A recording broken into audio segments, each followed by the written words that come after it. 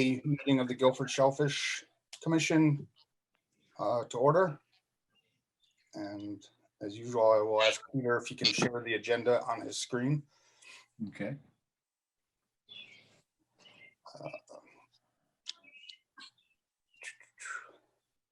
So we always start with the public forum, and it's actually nice to see some faces from the public. I guess we'll start with, hold on, I can't see. John Atherton. And if you could kind of just state your name and address for the minutes and your reason for attending. And it can be as simple as just to see what it's about, or if you have a concern or question or anything like that. So John, will hand it over to you. Thanks, Ed, and thanks for having me along and sending me the link so I could come along and attend and see you all. My name is John Atherton. I live at 1944 Durham Road in Guilford. I've been a Guilford resident for 13, 14 years, I guess. And I just wanted to, I've attended one or two meetings before, and I'm grateful for the work of the commission. I guess full disclosure, I fish for a different fish. I'm an angler, and one of the main reasons I moved to Guilford was to take advantage of the rivers and the shoreline and the marsh, the salt marsh that I dearly love spending my time, and my family spend time there too. It's more than a bonus for me to be able to access these places in Guilford. I feel like we all have a connection with them, and something we prize very much. I have two quick questions. If the commission would like to help me to understand them, we could talk again, we can talk tonight.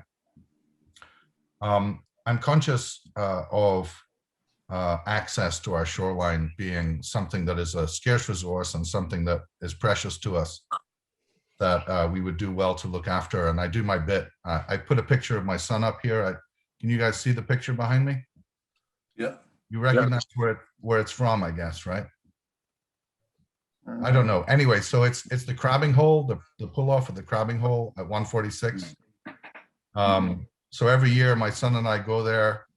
My daughter comes sometimes too, and we pick up trash because a lot of people leave trash there, and we know through experience that the more trash that gets left there, the more access becomes compromised. Neighbors, people that live there feel rightly aggrieved that the place gets treated like a dumpster, and we don't want them to feel like that. So we pick up the trash. I carry a trash bag in the back of my Subaru, and when I go there fishing, I pick up trash and I take it out. And hopefully that means that the access will stay available to us. The balance will be met. You understand this very well. I also fish at Trolley Road, one of my favorite places to go fishing, and I know, of course, a favorite place to go after clams. I've done that myself too. It was a lovely experience. But I go there of an evening and I fish for stripers and bluefish. You all know the drill. And that is also a very small and pristine and important place for us to access in Guilford, the salt water, the salt marsh and the environment. So I noticed two things recently. One is in returning to Trolley Road each spring, as I do pursuing fish, I noticed that the parking there on, I guess, the soundward side of the parking lot at the bottom of Trolley Road has new signage that says no parking. And so my first question to any of you, if you care to answer, and really I'm just looking for information, is what we know about why those signs are there, how we feel about those signs, and perhaps how we were consulted about those signs, and what it means for the future of the parking at that spot, which is, as we've said, a precious access point to the sound. That's the first one. Okay. I don't know if anyone wants to come back on that, or. No, I can jump right on it. I Thank you, Ed. spent over 7 hours of my day, literally, between phone and email about those two signs. Oh, bless you.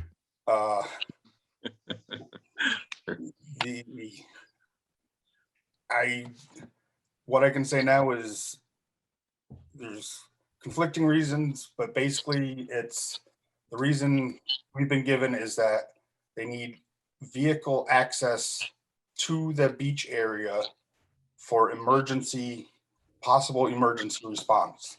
If a rubber Zodiac needed to be hand dragged across the beach, they need to have an emergency vehicle access to that spot.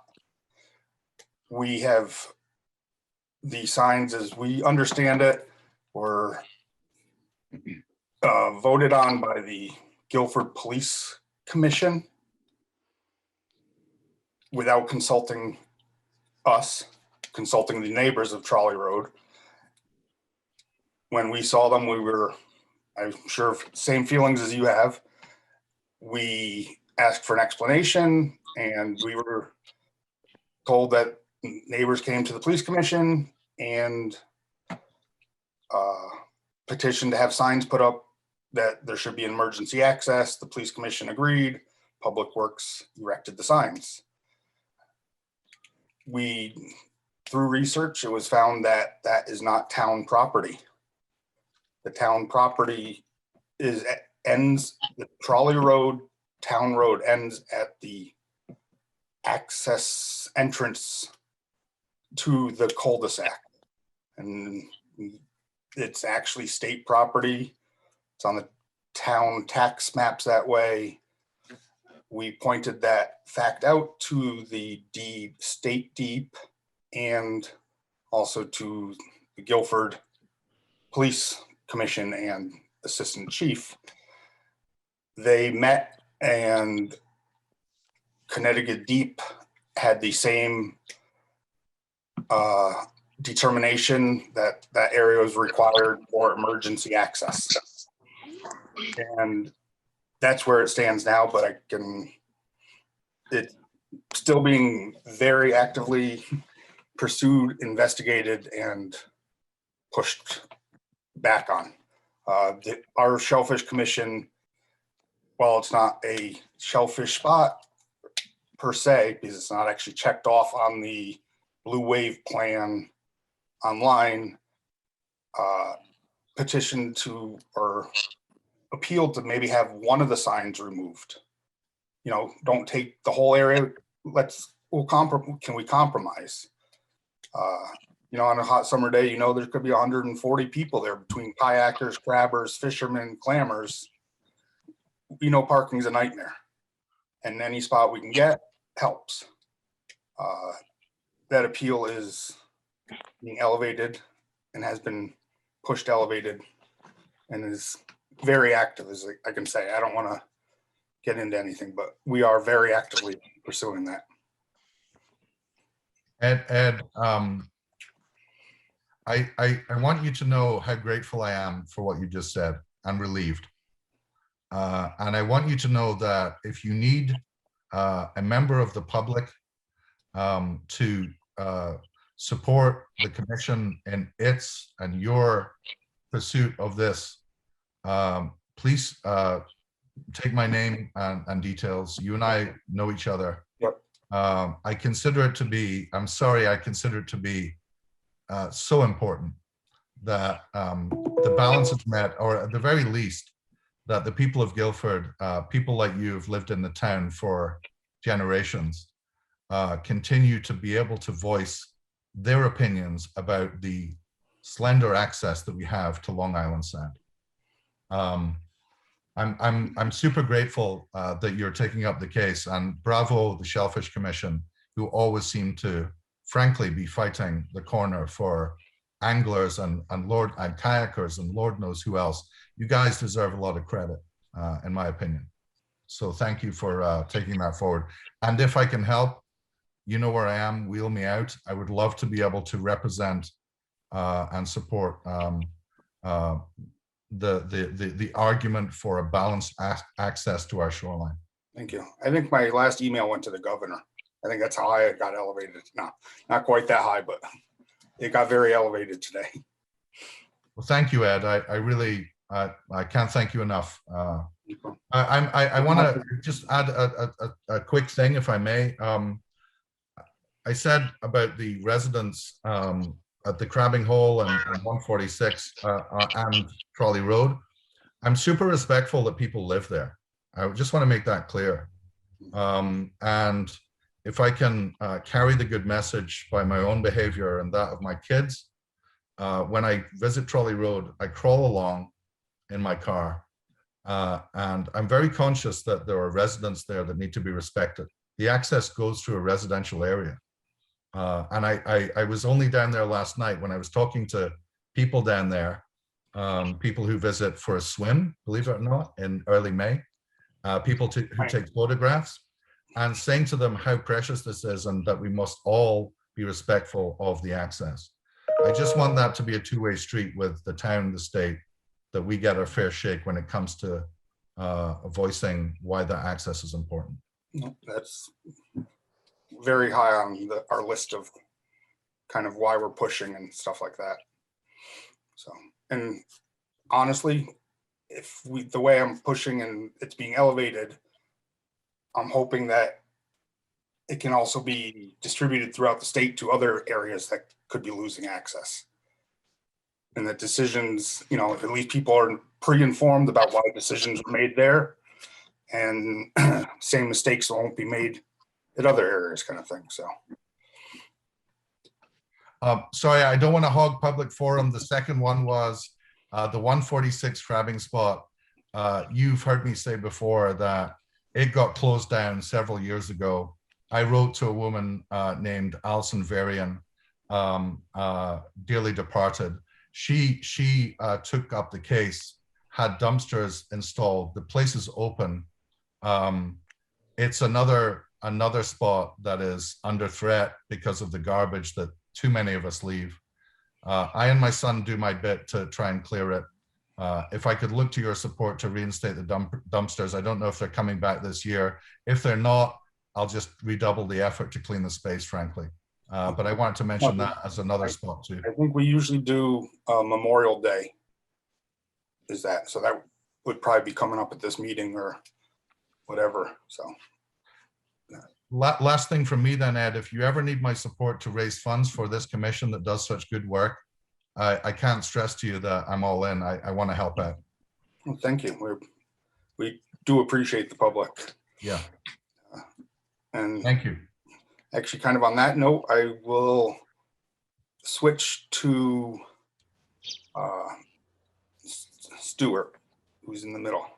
Hello, Stuart Chan from Clinton, Connecticut. I'm a recently retired employee of Pfizer, and I just started clamming about 2 years ago, and I'm here because I'm very interested in seeing what it's all about. And I met Stuart while clamming this late winter. And as I often do, I started just kind of a nonchalant conversation, almost as an undercover boss, just kind of taking a personal poll of how the clammers are doing, what they're finding, that kind of thing. And then I kind of revealed, you know, that I was on the commission. And Stuart then, well, I will have all these questions for you. And before I got in my truck, he'd already texted me his contact information and offered if we ever needed help with any of our duties, stocking, anything like that. Even though he was a Clinton resident, he was newly retired and had time and could, and he did, I want to thank him, come with Bob and myself yesterday on a sample run to see what that involved and learn about it, the process. So I just want to thank him for that and give a little more background. Yep, you're very welcome. Enjoyed myself, and again, I'd be happy to help out wherever I can. Thank you. It's greatly appreciated. You're a great help. All right. With that, I will ask for Chris Stone. You just. Hey, can you guys hear me? Yes. Yep. Oh, great. I actually, all of your wives got in touch with me and they wanted me to check in with you. I don't so much know about Shellfish, but I'm just eyes and ears for them. No, I'm newly interested in this world. And Ed, I talked to you today, and it was a great conversation. And I didn't think I would be able to sort of walk into this forum and get all this information this quickly. And this is amazing. So mostly I'm just listening and all ears and soaking it up. And thank you. I'll just give a quick background. Peter, I think Friday, received an email from Chris asking Yep. for information on how to go about a dual purpose application for oyster and kelp. And as Yep. all the commissioners know, that's a new trend we are seeing. And I don't really know that much about it. So this is more like me following a trail that really sparked something in me that just to see if that's a possibility. But it was really interesting to hear you say today how many people are jumping, because yeah. I kind of wanted to find out, like, how did he hear? Was it word of mouth of somebody who's already in the process or what? And it was basically, I think, a book or brochure. A book. That sparked his Yeah. interest, and he contacted us. I'm spacing his name, but the guy that did Blue Wave, or started Blue Wave in Brandhaven. Yeah, I can't remember his name. Yeah, I know who you're talking, but yes. Right. So he thought he would come and join us to see what we're about. And we've actually put him in touch with Shannon Kelly with the state, as she can start guiding, educating on the process. I have a whole bunch of information to go through. Yes. All right. Thank you. No problem. Stephen Schaefer, I see you just joined. We're in the public forum. Oh, okay. I have nothing to share. Just here to see what's going on. Okay. All right. So with that, we will move to the minutes of the April 14th, if my memory is correct, meeting. If anybody received those.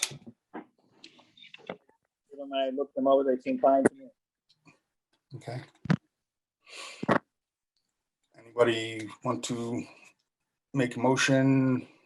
Make a motion to accept the minutes as completed. Second. All in favor? Aye. Okay. Excuse me, who seconded? I didn't hear. Bob Berger. Bob? Okay. Just reminding you, just say your first name so I know, okay? Thanks. All right. With that, we will move to commercial activity. All right. We did kind of jump ahead here in terms of correspondence. We did get some payments for commercial licenses. Ed, should I cover those now, or you want me to wait till I go through our receivables? Let's wait until we go through with receivables. A note I want to make here with commercial activity is, with this trend we are seeing of dual purpose applications being done, it might be a good time to look at our current management process and application process to make sure we accommodate this kind of new trend, as we've seen some conflicts of our application process requires you to give a state license number for licensed shellfish handler or harvester. The state process for licensing said harvester or handler requires you to have a lease, active lease of shellfish beds. So which came first, the chicken or the egg? We're kind of seeing some issues like that. that we need to work out with the state and even within ourselves, so that we provide basically a good sound bed and the proper paperwork and credentials that go along with leasing that bed to Harvester. So, you know, I don't know if everybody else agrees. I don't think a huge undertaking. The state actually initiated a email yesterday to meet myself from Guilford, Groton, one or two other towns, also Tessa, basically saying that because I pointed out facts like this licensing, which came first thing, we might want to all get together and put our heads together and see if we can almost create a common process or management structure, and then maybe initiate it in other towns. So that's a project that the state is also kind of backing to update our things. I don't think it's a huge undertaking. The application process was updated for us in 2016, I found out, by doing some historical queries and stuff. So I don't know if there's anybody else that might have interest in that, in pursuing that. There's already a lot of framework there. It's maybe making changes. Do we do a letter of this is just as an example, if it comes down to this license of the state versus the town, which goes first, if we issue a letter of intent that if you pass all the other applications with the deep Army Corps of Engineers, the Board of Aquaculture, then we will lease them the land. And will the state accept that, instead of a full lease at that point? That's just kind of one instance. Do we do a probationary lease where it's based on a set of standards that have to be met by certain timelines within the first 2 years of the lease, in order to show that you're maybe this new trend process that you want to try, 3D farming, is actually a sustainable practice and is worth going the full 5 years, kind of thing. Do we do a co-management where we actually help them for the first 2 years before we kind of let them go off without their training wheels? These are just different ideas, because it seems we're getting into a trend of new methods of farming, aquaculture and shellfish. So those are just kind of some of the theories and thoughts that are going to be coming up as we update and accommodate our process. So does anybody have some interest in that? I mean, I'll head it up if somebody wants to help me. I definitely would like to help Ed. Okay. I'll give you a hand on two, Ed. All right, great. Like I said, there's not two things. And to be honest, I already have an email with basically 3 or 4 different kind of points, asking the other commissions what their thoughts are and what they've done and what works for them. So This would cross over to certainly harbor management as well, which we're already experiencing with the kelp requests, as well as potential commercial oystering with an oysterplex, floating building, which would be something new in our area. So yeah, there's definitely an intersection with harbor management here. By chance today, I had a common encounter with a soon to be fully licensed oyster farmer on Martha's Vineyard. And the state up there requires, if you were going to have cages for oysters, he had to have scuba divers go in and grid off a certain percentage of his proposed lot.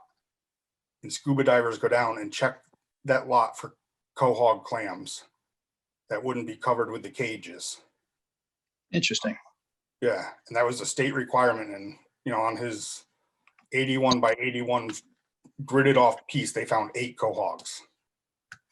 So it was just an interesting fact of how other states can be a lot stricter than we actually are. But it was kind of eye-opening. I know the process up there on the vineyard is about a 3.5-year process to get a lease on license and lease on like a 2 to 3 acre parcel. Is about an average, about 3.5 years. So I don't think we're anywhere near that. I think we're a lot smoother and all that, but it was just informational kind of thing. So we can move on unless anybody else has anything. We can move on to bills and correspondence. Yeah, I do have the correspondence that came into town hall, and a little bit dated. We did have a thank you letter from Guilford Foundation for the contribution we made to the Allison Varian Fund last year. Also in the correspondence were some of the payments for commercial licenses, which I'll hold on in terms of reporting on finance. For our bills for the month, we have payables including Schweitzer, Trolley Road, $159. Side note on that, we seem to be paying $220 a year additional for that one bucket for some recycling fee charged by Schweitzer that's not charged by other firms. So I'm seeing if finance will give us the ability to move our trash pickup to another carrier, would save a couple $100 a year. Okay. I've done that for my household trash recently too. So they seem to, I don't know what's going on with Schweitzer, but they're out of hand. Yeah, I don't understand either, but it's sort of egregious. It's not a lot of money, but it adds up. In checking with that, with Schweitzer, can we look into the trash can that we've historically put from Memorial Day to Labor Day at the crabbing hole? So yeah, the town took that over, Ed, so we're no longer providing that service. That's being done by the town parks and Public Works rather. Okay, so we can. Yeah. Maybe So that's in the rearview mirror. Okay, so that we can one of us can contact the town. I'll give Rick Maynard a call tomorrow and just make sure that what they're going to do, if they're going to maintain the same thing or what the schedule is for that can that gets put there. All right. Thanks, Yeah, Bob. please do. They have been, as I've gone by, they seem to be taking care of that. Right. And I think they do Shell Beach as well. Yeah. Additional payables, Fred Hill, warden's fees, $240. Alan Brown, warden's fees, $200. Judy Castellano, secretarial services, $62.13. Bob Berger, sampling fees, $152.48. Our bill for Marina Commission was in the correspondence at Town Hall for the dock. That's $1,609.55. Brown's Boatyard, we had two 2020 gas invoices, one for $39.36, one for $60.32. So our total payables for the month is $2,522.84. Okay. Does anybody? Motion to accept the bills as submitted.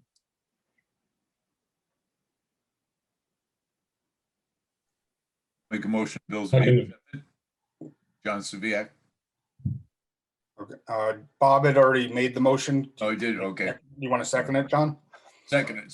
Yeah. All in favor? Aye. Aye. Okay. All right. Thanks for joining, Mike. Hey, Mike. Sorry, folks. I was tied up at work, got back late. Long day on the road. Peter, can you, on last month's bills, can you verify, I believe Tony DeLucia had submitted a mileage report? Yeah, I only got the submission into finance last week. Okay, all right. You answered my I question. had some collections to round out what we had reported, so it got in a little late, but that's in there and he'll see that coming to him. Okay, you answered my question. Thank you. You bet. I will also add some correspondence. Just make sure I've spoken with Board of Aquaculture, Deep, numerous times concerning trolley road signage. Just for the record, that is an active kind of investigation process going on. And that's about, I received requests from the public, from Stuart, John, Chris, basically asking for, links to make sure they had a link to our monthly meeting so they could come and see what we're about. And I don't have any other correspondence, so. As it relates to the trolley road signage matter, as everybody recalls, Harbor Management had an equal interest in supporting us, not to take the lead on it, but to support the questions that Shellfish has put forward. So we might want to copy KJ and Chris. Okay. As appropriate. Okay, will do. With that, does anybody else have any correspondence? That includes like phone calls, emails, texts, anything concerning Shellfish, just making sure we're covering our freedom of information criterias for reporting of correspondence. Okay, we will move on to the warden's report.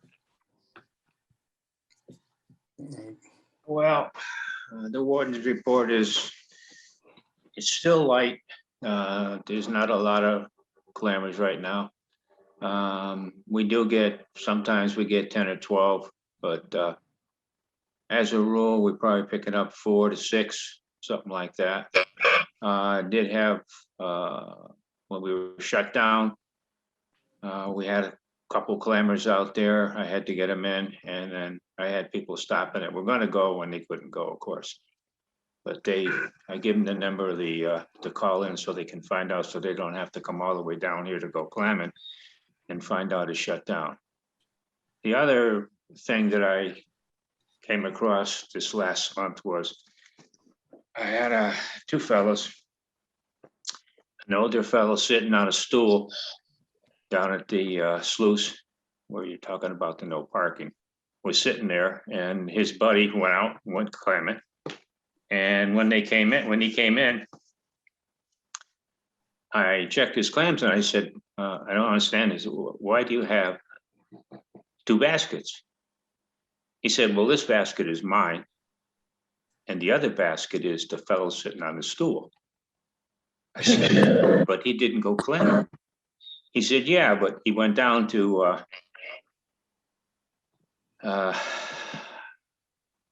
get a clamming license from what's his name? Captain Morgan. Captain Morgan. He couldn't think of it right then. He went to Captain Morgan's, and Captain Morgan, when the first guy bought his license, the other guy was standing there with him, and Captain Morgan told him that he could buy a license and have somebody else go clamming with his license. And I told him, I said, that was not permissible. That is very permissible. Yeah, we raised this one. We have made that concession. When I picked up the licenses at Captain Morgan, he actually had a picture of the gentleman who was handicapped. And there is precedent for the Shellfish Commission in that case from years ago in a similar situation to allow someone to clam for a handicapped person if the handicapped person has a license. It's sort of a nuance, and it's a goodwill gesture. So you're saying that somebody can buy a license and have somebody else go clam it, or they have to be handicapped? Yeah, if there's someone who's handicapped or unable to perform but holds a license, which is a once and infrequent occurrence, it's been a precedent for the commission in the past to allow that to occur. I don't know that we want to change that. No, Is that in the bylaws? If I will check if it is, and if it isn't, we will get We'll it. add it. I know a similar incident happened 2 years ago, A gentleman had terminal cancer, was a lifetime 78-year-old fisherman clammer, and he loved it so much, and he had surgery, and the wound care of the surgery incision would not allow him to be in the water. But basically, it was his last wishes was still to eat clams in Guilford. And I went down and saw him on the beach, and there was a question. Mike Bowen knows him, Freddie. And that concession was made there. If I think if it's a very obvious handicap or even a temporary kind of surgery where a wound care isn't permissible to go in the water, but somebody's love of clamming and stuff, I think it should be upheld like that. I don't think it should be two guys, hey, go clamming for me, I'm lazy. But where there's an obvious disability or inability to clam, Well, that being the case, it needs to be in the bylaws, because I can't go tell somebody they can or cannot go without knowing definitely the answer, because I'm going to get back talk on it. If you say that is a bylaw that's in our commission, then fine, I'll be happy to do whatever the commission wants. But we will check it, and if it's not, I can guarantee it will be by the end of next meeting. all right, so, and I'd like to know where it is so I can see it, or at least call me and tell me what exactly the words say. Is it say that this person has to be unable to go clamming and he can buy a license and have somebody else go? Or does it mean does some other guy go and he said, like you said, he can't go today, so he gave his license to a friend of his and he went? I got to have a kind of a clear way to run on this. I don't want to get into argument. Not that I would get into. Alan, in this case, I mean, Captain Morgan actually, took a picture of this gentleman and sent it to me. I can probably find it. It was clearly a handicapped individual. I mean, I think that the sense of reasonableness here applies. We can vote on the agreement to do an amendment to our bylaws that says, in an obvious case where a person is due to handicap unable to perform, but holds a license, another person can clam on their behalf. I mean, if we need to do that, great. But out of this meeting, this might happen once every 4 years. So I think we can probably understand the situation and agree on it. Right, but I understand Alan's point that if we're gonna allow it, that we need to put it in writing. Absolutely. And clarify it when you put it in there, exactly what the situation is as far as being able to go and do this. Otherwise, we're going to have people. I know of somebody else who, as a matter of fact, they're living on the street. Their son was out there clamming, and there was no reason why she couldn't go clamming, but she had her son out there clamming. And now, what do I do in a situation like that? A situation like she could say, well, my leg hurts or something. So I want it clarified so I don't. No, we will make sure it is. Absolutely. You have every right to expect that much, and we'll get that done for you. Right. And I don't think we can go as far as to say you need a doctor's note, but we will word it where it's clarified for everybody, the public and yourself, so there's no question either way. And there will be no debate either way. Okay, that's fine. Perfect. Thank you. That's it for me. All right. Thank you very much. With that, we will move on to subcommittees. Recreation. Peter, myself, Peter's been handling the distribution of licenses to our vendors. I personally know by checking yesterday and being in the town clerk, they are again selling in-person licenses where you can walk in, you don't have to mail it in. That's great. That should hopefully actually get us back in. Just I brought them and also Captain Morgan day passes over the last couple of days. Okay. Good. That'll hopefully get back on track in terms of the normal, license sales. Right.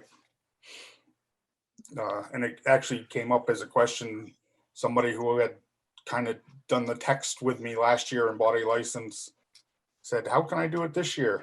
And I, They want to do it again, don't they? right. And I said, I'm going to the town hall first thing in the morning. I'll let you know if you can go there. If not, I will give you other ways, but. Right. I had the takeaway, as you guys will remember, during the winter to speak with Rick Maynard. The beach passes can be done online. They had some interest in doing it, but things were moving along. We did not get it done for this season. It's still an open item for me to present back what those options might look like. You know, we obviously would like to find some way to do that, recognizing that we've got a particular license that is displayed that's waterproof and not easily, it's not something we want to have printed out and people go in the water wearing it on their shirt. Right. So we have a little bit of logistics with our license. The fact that people are in the water displaying it. Just so and this is kind of, I just took note of it in April when I was in Texas. When I got down there, it was after hours. I wanted to get my fishing and hunting license, and I happened to just check it on my phone, and they said, oh, you can do it online now. You've never been able to do that in Texas. And their process is basically you do it online, you screenshot when you're done the receipt, and that receipt is a valid license. A picture of it on your phone is a valid license for 7 days, and they will mail you a hard copy of your license. So you can have the signed copy within 7 days. And by chance, when I got back to Connecticut, there was my license sitting on the counter. But in the meantime, when I was on the road, I had it on my cell phone. And that's how they did it. It was just the receipt. And I think Virginia also does it that way from last November when I was there fishing.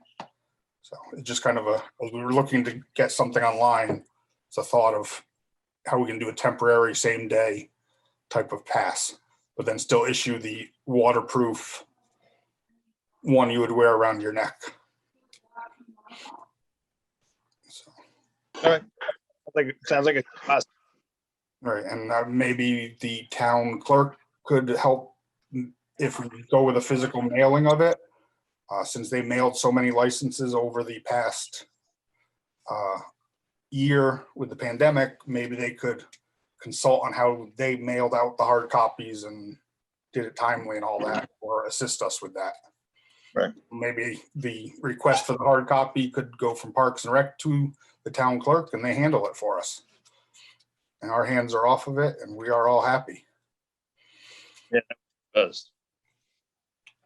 And then we would get involved with mailing fees or anything else too. Nope. And if the town clerk wants to charge us, I think it would be a nominal fee and worth the relief of the effort it would put forth of any of our commissioners.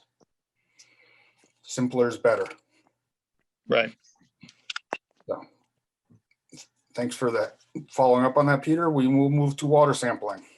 Before you do that, I just want to tell you one more thing. You guys know me anyway, but I didn't take that guy's clams away anyway. That was on that last issue. I didn't take his clams away anyway. I just told him that as far as I knew, it was not legal to do what he did, but I wasn't going to take his clams. Anyway, that's all I wanted to tell you. Thanks, Al. And Alan, anytime you have a question like that, you can contact Peter or myself instead of waiting. We might not be able to give you an answer on the spot that day, but if you don't want to wait a month or 3 weeks or 2 weeks till the next meeting for an issue like that to be addressed, feel free to bring those concerns to us. Well, something like this is a special situation. It wasn't in the 7 years I've been working there, I haven't had 2 questions like that. So it isn't. It's just it didn't make sense. So yeah, I'm just letting you know. Don't be afraid to raise if you have a question on your duties or responsibilities or the bylaws. Don't be afraid to raise them sooner than later. I actually would like to thank Alan because we had the case with Sonia's recorded update on the openings that she she referenced the state advising that Sachem Head, if I remember, was closed for the season. She didn't realize that Sachem Head has nothing to do with licensed clamming areas. So it created a lot of confusion that Alan raised to me. I also, when I picked up the licenses from Captain Morgan's late afternoon today, he had a number of people also confused. So, I went back to Sonia to straighten that up. We're gonna, I think, Ed, invite her to next month's meeting and give a little guidance. She just was unawares and kind of parroted what the state had said, not interpreting it for what's relevant to shellfishing. She's done that in the past too. One time she brought up an area that we don't even clam in. I never even heard of the place she was talking about. So that's just her lack of familiarity, and she's very willing to work with us, and we'll help her. And it's tough when the state sends the form that we're reopened. They do have some different naming conventions on some of the locations, and it's her not knowing, and I'm not making excuses for her, but she started as health director for the town in the middle of this pandemic, and we're kind of screaming at her over, our clamming when, I give her a lot of credit for jumping into the position she's in 7 months ago in the middle of all this, but I agree we do need to get some clarity, and I think inviting her to the meeting is the perfect way. Yep. So I just want to say thanks to Alan for bringing that up when it happened. All right.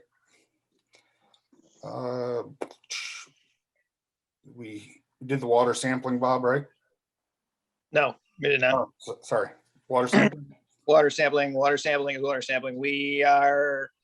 I delivered samples taken yesterday, delivered samples this morning. That is a reopening sample. It was also an ATC sample, which all last year we only had 3 throughout the entire 12 months. And I think this is our 3rd or our 4th one already in the first 5 months of this year. So we're doing very well in that regard. I fully anticipate to be reopened probably Friday morning. They will culture the samples overnight and then, check them tomorrow. And I will probably have a determination by Friday morning to be reopened.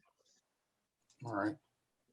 Thank you and then we'll have to jump right on the open one for the month, but thank you for. Yeah, we gotta get a sample for the month in too. Yeah, it's happened a lot in the last several weeks that we get open, and then before we get an open sample, we get closed again with a subsequent rainfall. So it's been tough.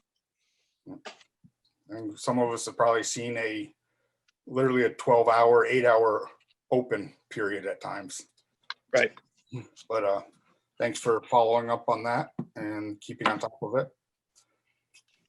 Bob, let me know next time you end up going. I'll most likely accompany you. Okay, great. I'll let you know.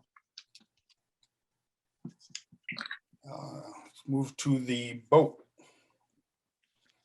The boat was out yesterday, ran fine. It was windy and sloppy, and we got our asses kicked a little bit, but boat ran fine. I don't think there's any maintenance issues. The only maintenance issue, and I think John Hall was going to do something about it, was to do with the trailer. But that's something that can be done anytime between now and December. Nothing major. All right. And I know the town marina didn't have the windsock up, so the captain couldn't properly judge the wind while docking and almost ran it up on the rocks, I heard. Right. So he had to test his metal on that one. Yes. Let's move on to stocking. Is Stephen Schaefer still on? Hi, Ed. Is There? Stephen There he is. still? Oh. Is he still here? I don't see him. Yeah. Hi, Ed. Oh, okay. I'll start with you.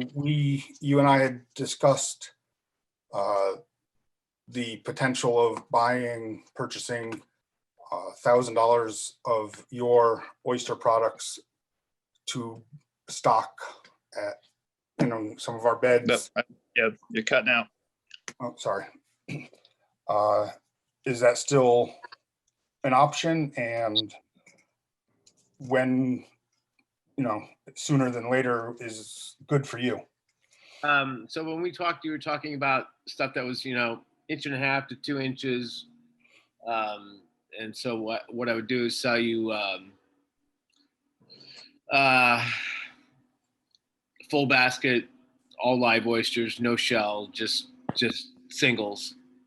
And I didn't figure out what the price would be on that. I think it would be like maybe 17 cents or something like that. Let me see.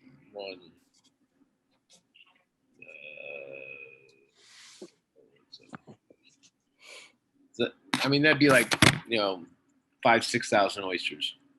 Okay. All single, all live, all 1.5 to 2 inches. And that's straight oysters. That's not the bottom run with all the shell and all the waste. No shell. It's just oysters. Right. So That's a basket of oysters that weighs about 70 pounds. okay.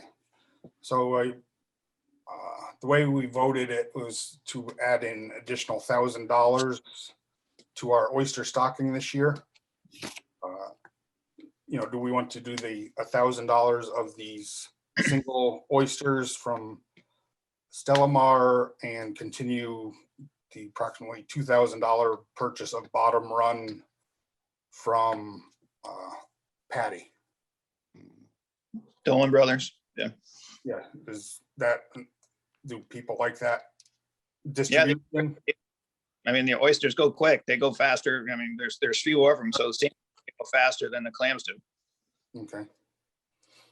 All right. We're still sitting on, $5,000, $6,000 of budget for stocking. We have 3 months remaining in our fiscal year. I don't know that we have a constraint here. Okay. Right. And I didn't know, I think we did 3,000 and we were going to check with CW if we could get the $2,000 worth of clams. I have not been able to contact Chris Walston. I don't know if there's something going on there or if he's ready. But basically, if we do the 2,000 from Dolan Brothers, 1,000 from Stellamar, and if we can't get Little Necks before the budget year, we're going to be left with the 2,000, or do we try and look for another Little Neck distributor or go to Stellamar for more single? Yeah, that would be my suggestion, is to go back and just get the direct product from Dave. Like I said, people are looking for them and they go fast. Okay.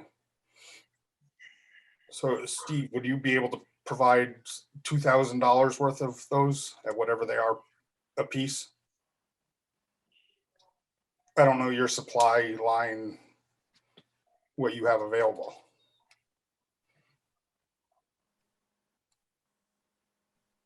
Stephen, you're muted, so no one's hearing you right now. Just letting you know. Thank you, Judy. All I can see is rubbing your forehead. Thank you, Judy. The answer is just figure out what your stocking schedule is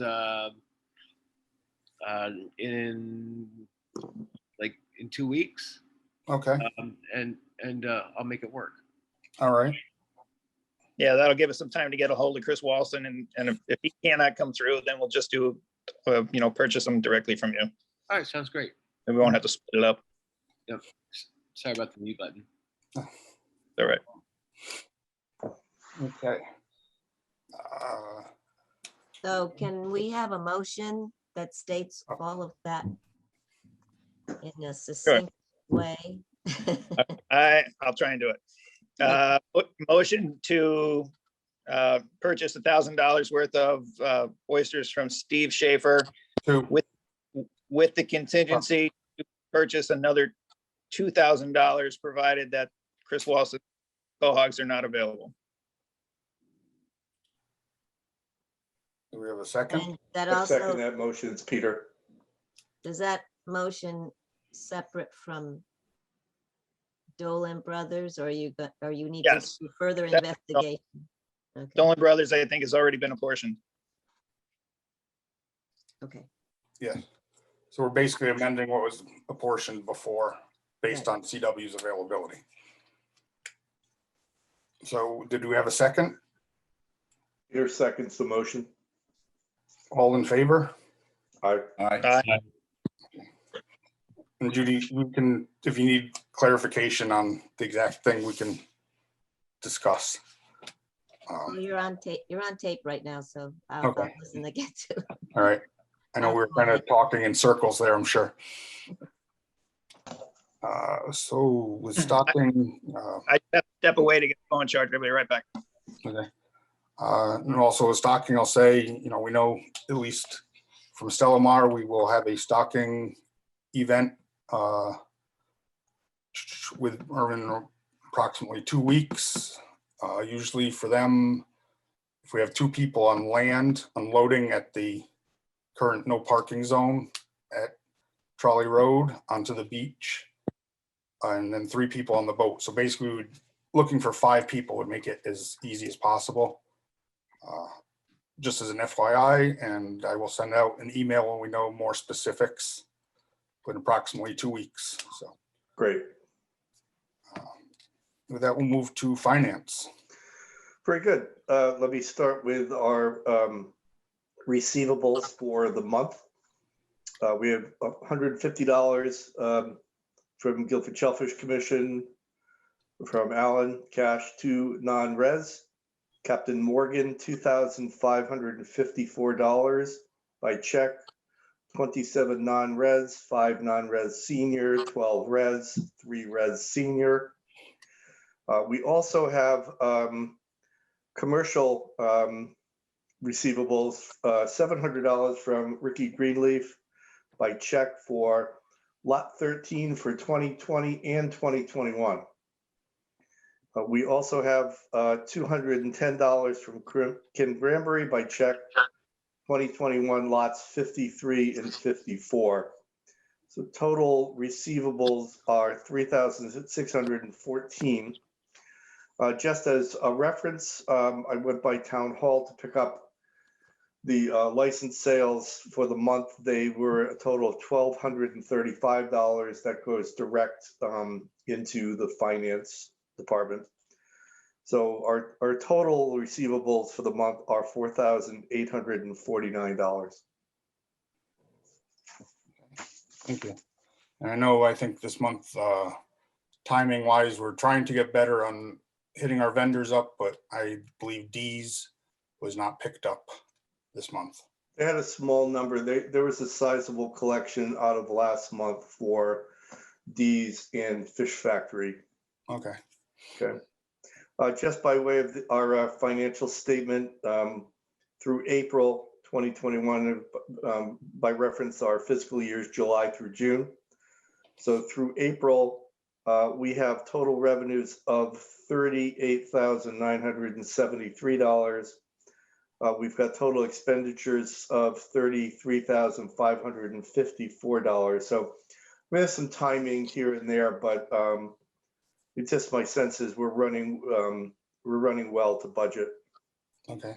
You don't happen to have a current reserve number? Well, as of this notice, it's $138,668. All right. That's, I think, great. No, great. Yeah, remember we netted out the capital expenditure here of the new engine that was $12,405 that came out of capital expense. Right. I still think it's growing almost $10,000 a year.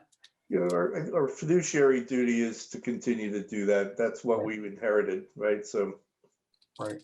So it's not stagnant, it's increasing, which is showing that we are doing well. Yep. Let's move on to special projects. Okay, I got one, possibly Calvin Lake School. One of the teachers is interested in some shellfishing information. Possibly a student wants to do a little paper on it or something like that. If I could volunteer. I substitute teach down there, and I could bring some information to them if they want to interview anybody, like maybe Ed or somebody who set something up. That, or we do have I believe online still links to like an instructional YouTube video. I just know the schools are big on technology and Google. Yeah, they can pick it up. They'll be able to pick it up all right, no problem. We can get online. So That might be a About reason. the Guilford. How about something on the Guilford Fair? We're gonna do anything there this year? Depending if we have it or not. I think it's definite, but not definite, if that makes sense. The people that really want it. No, it's they're definite. definitely gonna have it. They're gonna definitely have the fair. I've already gotten Nothing's definite and reported in the health department. right. So we will look into that. Okay. I might know a guy. Right. Let's move Maybe on. some sort of display or something we could show, where our cleaning beds are, just simple displays, what we do, maybe a ring and some, they have a thing that was shown by, one of the other, Shellfish Commissions in Groton as a plastic, ring that they're trying out. Yeah, I know it's a good thing to do, but it's also very hard and taxing on us as we are all volunteers. And it's basically I'll manning. probably be there for full 3 days. I have a feeling I'm gonna be there for 3 days anyhow this summer, Right. for but it's- inspections. So But, I you know, can- once I get through 14-hour days move and over finding to the tank. staffing to do that on a volunteer basis is hard sometimes. So we have to weigh the Yeah. Labor and benefit of, We'll see what happens. Yeah, we'll see what happens. we're still short 2 members, an alternate and a full-time member on the commission. So we're already running on a lean volunteer employee list. Okay, So, it's just things to think of. all right. So signs. And speaking of being on a lean thing, Right. Tony Lucia is showing his how dedicated he was to his signs, but now that he's not here, Yeah, right. we're finding Seriously, absent. to do these opening and closings and timing while working jobs and having families, and trying to get them done timely. These people do rely on the signs, even though the number one thing should be the hotline. It's still in probably an hour and 45 to 2 hour process to truly hit all the signs. By the time you go all the way down to Grass Island and all the way over to Little Harbor. And knowing that none of us truly have the, flexibility to do that, I think it was kind of hemming and hawing between people and said maybe we should break it up and have one person or 2 people be responsible between them for these 3 signs. Maybe we make Allen Brown more the consistent, like this is part of the warden at Great Harbor is you're responsible for the 2 signs for opening and closing, trying to take some time and effort off of all of our plates. Do people have thoughts on that? Kind of a poll, what are other people's ideas so that we can get a good continuance of timely signs changing? I think if we can sort of divvy them up, so that 2 or 3 people have 2 or 3 signs, it'll certainly make life easier for everybody. I've done it a couple of times. It's a 16-mile round trip in my car. And it takes, like you said, an hour and a half. So if we could, apportion them out so that some people do the western end of town and some people do the eastern end of town and does Great Harbor, beautiful. And then it'll make it that much. Okay, so the way I would see it broken up, Grass Island be 1, Chaffinch and Indian Cove be a combination for, say, station, the next one, Trolley Road, the 2 signs go to Allen, and then Shell Beach and Little Harbor would be the I'll do 4th 'em. combination. I'll do them. I'll do them. You hear me? Yes. All right, I'll do Little Harbor and Shell Beach in my area. And I can do some more if you want, but if you got somebody to do the other ones. I think we don't want anybody, whether you Well- commissioner or warden overburdening themselves and taking on too much and getting burnt out. Well, I'll tell you what, Alan, if you can do that one and the one at Bloody Cove over there on the end of Falcon Road. And Bloody then I'll Cove? Yeah, sign over inside Bloody Cove. if I'm doing Bloody Cove, I might as well do Shellfish. Well, I'll do Chaffinch and. Right there. It doesn't make sense because I'm right there. Yeah, I know. That's it. Might as well do the whole town, right? You know, by the time you get done, might as well. I'll do Grafton, Chaffinch, and Indian Cove. I'll do those three. Okay. And Ed, I'd be willing to help as well, and whatever the balance left is. And I'm just thinking, I have two thoughts on Grass Island, because that's probably one of the timeliest ones, just that Yeah, long road. You gotta literally have I to down. know somebody who lives about 3/4 of the way down to the sign. And we as a commission could assign them a key. And maybe, Anyway, I can do Little Cove, Shell Beach, and my beach with no problem at all. okay, That'll cover that half. You don't have anybody to worry about in between me. okay, so you'll do those 4. Could I suggest that the individuals that are taking these responsibilities have the responsibility, if they cannot perform this for whatever reason, I'll volunteer to be an alternate. I think Mike as well. So we kind of structure coverage, but we have one person that actually is responsible for ensuring the signs are done, whether they do it or they get somebody else. Right, so they're fully responsible. Yeah. All right. So Ed, if you can get someone to do Grass Island, Okay, then I can do Chaffinch, Indian Cove, and Bloody Cove. And that way I don't have to drive all the way the hell over to Grass Island. okay, and then as of now, Mike, Bowen, and Peter will be Alternates. filling alternates. Yes, agreed. All right. You get all that, Judy? I'll call you if I, Yeah, one thing I'm gonna ask, because I may not know where all the signs are, so if we're gonna take this forward, let's tag trip. team Right. some of this. Yes, First- and first go also around. I have to make sure everybody has the keys. Yep, Right. I can take you on a field trip, Peter. I'll show you.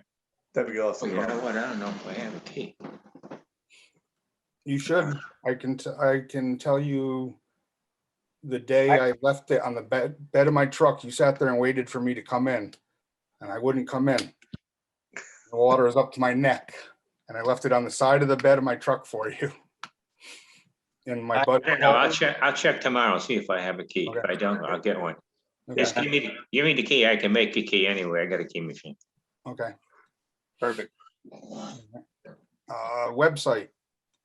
Nothing to report. I haven't personally done any updates on our Facebook page. I don't know that we've done anything currently with the town website. Obviously, some of the things we're speaking about here relative to process and procedure we'll want once we finalize to add to the website, but nothing currently. Okay, yeah, I think you were talking about having our RFP application form accessible online at some Yeah. point, correct? Yeah, there are a number of us receiving inquiries about how do I proceed with commercial shell fishing or kelp farming.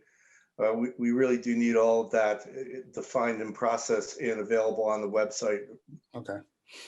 So that kind of goes with the item I had up top of the commercial process. Yes, correct. Okay. Land acquisition. Okay, they're completing some studies on engineering of the new public works area near Route 80. They're still working on that. That's about all. Okay. So nothing really jurisdiction. Nothing with shell fishing, no. Okay. It's gonna be they bought some land up near Route 80 and they're doing an engineering study right now. Okay. Thanks. Sea grant. I guess Tessa sent out some an email about some gauge that the Groton is using.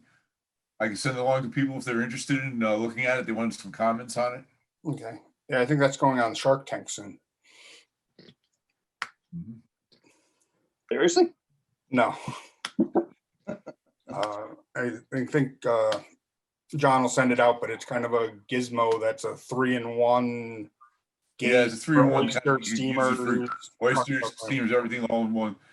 The only thing I see right now, it's made. It looks like hard plastic, but the plastic might break. That's the only thing I can see. It have to be something like a metal. I think the metal rings are still better. You know, maybe in this case. Again, something to look at. Right. A little bit on Sea Grant. They've been brought in to, I said, that conversation about having some sort of consistency on a process for applications. The BOA just thought a Sea Grant, maybe have it, incorporate this into the next year's meeting of the Shellfish, and kind of, instead of maybe some redundancy at that annual meeting, have this as a new topic. So that's kind of how the email went. So move on to harbor management. And Peter?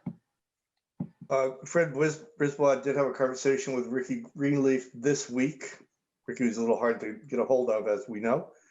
And he's fine with the Yale Peabody Museum request for a mooring, which will land in his licensed field there. Okay. So I approved that based on his agreement. Okay. On harbor management, I think I'll just mention it here because it can kind of go along, is we are evaluating the Shellfish Commission's laptop, and to accommodate newer versions of the GIS mapping system. And with that, Peter is kind of volunteered to take the reins on that. I reached out, the Board of Aquaculture has an employee who is a guru of the GIS system and technology, and they have agreed to lend us that resource of theirs to even give a tutorial training session to 2 commissioners. That I see, if we could get 2 commissioners kind of as subject matter experts on the GIS, so as that applications come in with GPS coordinates, we can map them on our own instead of trying to find somebody who knows GIS and MacGyver the plots. Yeah. And with that, I'm doing under harbor management because that can also be used to plot the moorings and see if they fall within a commercial zone, recreational zone, and all that. It's been sort of a loose process since I inherited the harbor management liaison role, that I think Shellfish was kind of loosely approving mooring applications because there is no way to map what the harbor management uses for their online mooring system with what we have with our GIS. So at least I have coordinates. If I have GIS ability and I know how to use it, I can make sure that I'm doing the job correctly for Shellfish. So I volunteered to be one of those people to learn GIS. Just a quick look at our laptop. It's Windows 7 with 23 updates that I could not update. So it seems to be not in a good place from a security perspective, from a performance perspective, and it's running aged ArcGIS code, which I think we're going to learn there's an online version that would simply you would web in via browser too. So I'd like to have that conversation with that individual soon. Probably just get this whole thing straightened out. Yep. And as I was looking for 2, I kind of had in my mind a thought of a second, I'll call SME, subject matter expert, and that being Mike Bowen. Drum roll, please. That being Mr. Bowen, and wondering, if he thought, I just know he does have some, experience in the GIS system. And that being Mike Bowen, and wondering, if he thought, I just know he does have some, experience in the GIS system. And that being Mr. Bowen, and wondering, if he thought, I just know he does have some, experience in the GIS system. And that being Mike Bowen, and wondering, if he thought, I just know he does have some, experience in the GIS system. background in latitude, longitude plotting and technology based. So that was my thinking of maybe asking him if he would be willing to take that role responsibility on.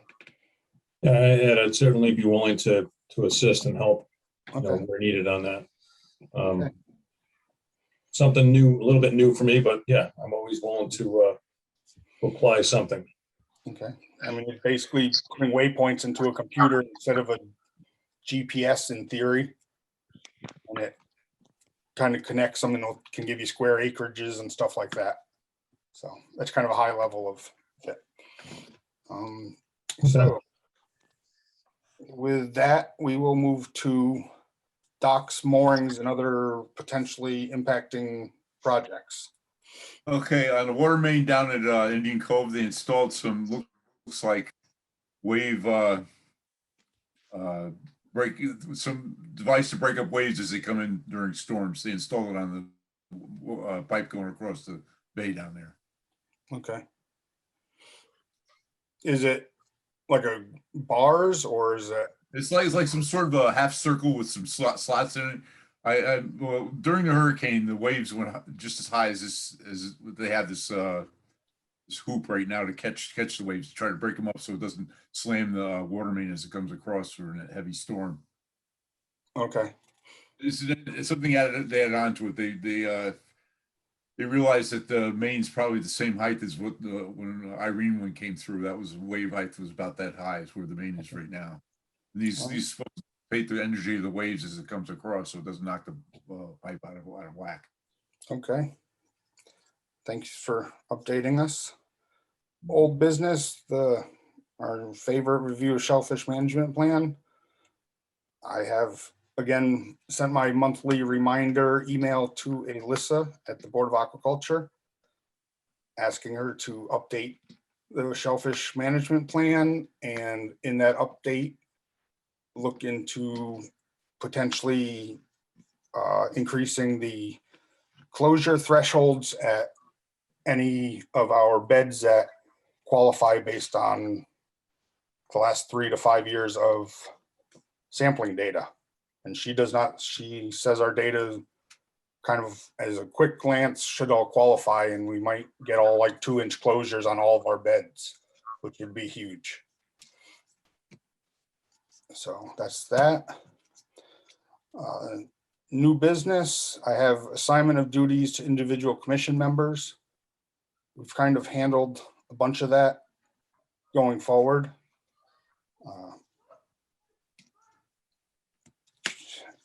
Trying to kind of look quickly at the subcommittees and see if I see any that jump out as either. I do have a recommendation. I think since the license collections are working well, John's been doing these and Fish Factory, I'm doing Town Hall and Captain Morgan.